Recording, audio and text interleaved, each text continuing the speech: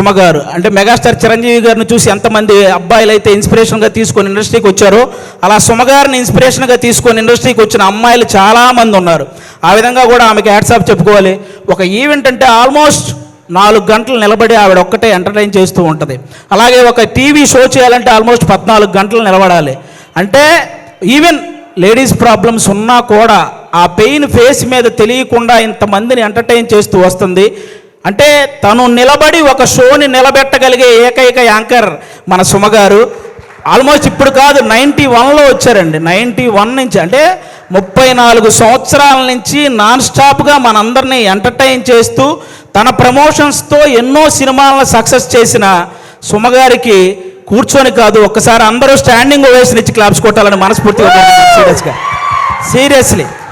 అసలు అంటే నాకు ఇష్టమైన హీరోలకి, కమెడియన్లకి, డైరెక్టర్లకి, వీళ్ళందరికీ చాలామందికి పద్మశ్రీ అలాగే పద్మభూషణ్ ఇలాంటి అవార్డులు మీరు రావటం చూశారు. అవన్నీ మనకు కూడా చాలా హ్యాపీనెస్ని ఇచ్చాయన్నమాట.